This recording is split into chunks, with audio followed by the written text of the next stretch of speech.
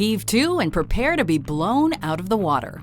Welcome to WatchMojo.com, and today we're counting down our picks for the top 10 sea battles in movies.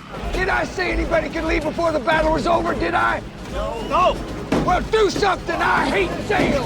For this list, we're looking at the most thrilling and memorable sea battles ever filmed for the silver screen. Although many great aerial battles have taken place at sea, we're focusing just on battles that involve at least 2 naval vessels above or below the water. My God. Also, as you can imagine, a few of these are climactic battles, so a spoiler alert is now in effect. Our task is not to sink that sub, merely to drive it to the surface. Number 10. Greeks versus Persians, 300. Rise of an Empire. My brothers, steady your hearts. Look deep into your souls. In this stylized interpretation of historical fantasy, the Battle of Artemisium is brought to life with blood and guts galore. The Athenian general Themistocles leads an armada of Greek warships into the stormy Aegean Sea to battle the Persians. This is the brotherhood of men-at-arms. An unbreakable bond, made stronger by the crucible of combat. Monstrous waves swallow up hundreds of soldiers, who meet their swift deaths at the pointy ends of Greek spears and Persian arrows. The Persian ships are pulverized when Themistocles gives his ships the order to ram them. Go through them! Film composer Junkie XL's pounding, adrenaline-fueled score adds some extra ferocity to this scene, making sure this bloody battle on the rough seas is a stylish one as well. The enemy's tactics are creative. Number 9. U-96 versus British battleships. Das Boot. Wolfgang Petersen's World War II epic is a film to be reckoned with. Bringing viewers along for a ride on the German U-boat U-96, this immersive cinematic experience is a riveting journey, with one of the most exciting scenes occurring when a British fighter plane spots the U-96.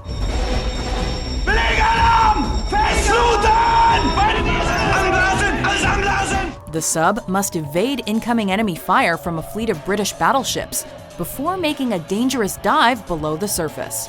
Alarm! Fluten!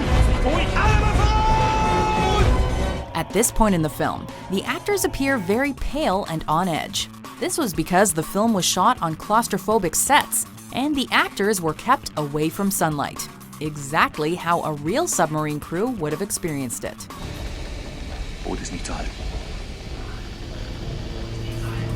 Number 8. The Reaper versus the Morning Star. Cutthroat Island. The last film from the original Coralco Pictures may not have such a great reputation, but it certainly has its moments. Notable among them is the final battle between 2 pirate galleons, the Reaper and the Morning Star. Having previously directed Die Hard 2 and Cliffhanger, director Renny Harlin creates an explosive opus of smithereens, as both ships open fire on each other at close range. Oh my God. This scene features some pretty impressive stunt work and pyrotechnic effects, along with all the classic piratey images one would expect from a pirate flick. Hey, even the worst movies have some good scenes, matey. Who wants to die first? Number 7. Pirates versus French warships. Captain Blood. If Port Royal is being attacked, they are likely French ships. French? Based on the book published in 1922, this daring high-seas adventure stars Errol Flynn in his first leading role as the dashing, romantic swashbuckler Captain Blood. Say Port Royal's attacked by the French. Why the French? Escaping a life of slavery, Captain Blood and his fellow slaves commandeer a Spanish galleon and become pirates in the West Indies. Musketeers to your station! The most exciting sequence comes when Captain Blood and his crew take on 2 French warships off the coast of Port Royal, complete with broadsides, grappling hooks, and daring swordplay, and accompanied by a high-spirited musical score.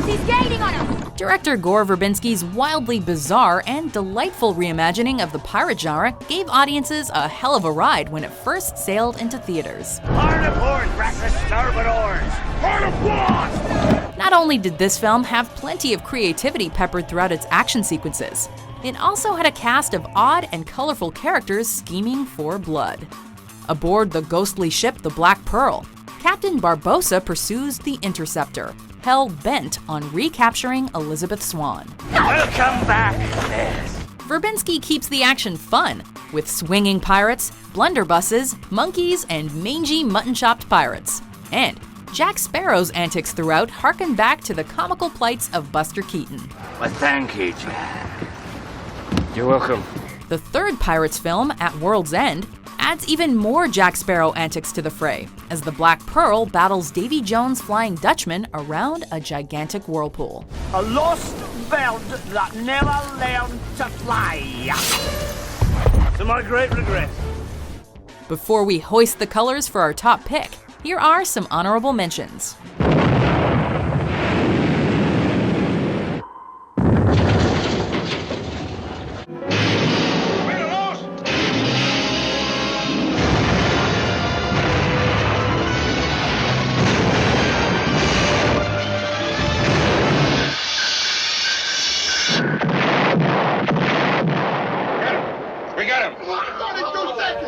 Number 1, the HMS Surprise versus the Acheron. Master and Commander, The Far Side of the World. English weather siren. This is Acheron. Harold, sir. You have no possibility, no chance, but you have had warning. Stop now, or we will destroy your ship. While Pirates of the Caribbean created swashbuckling, supernatural sea battles, Master and Commander recreated the grim, bloody reality of what a historical ship-to-ship battle would have looked like. In Peter Weir's seaworthy epic set during the Napoleonic Wars, smoke and gunpowder permeate the air, and ships take damage and need repairs, as do wounded sailors. In the final battle, Captain Jack Aubrey disguises his vessel as a whaling ship, hoping to draw his enemy in close, so he can deal greater damage. For England! For home! And for the prize! Here we go now! Fortunately, the ploy works, and he opens fire on the French privateer. With epic sound design and cinematography bringing the scene to life, this clash gives viewers a true sense of the size, scale, and power of two towering warships battling on the water. Do you agree with our list? What famous sea battles in film did you enjoy?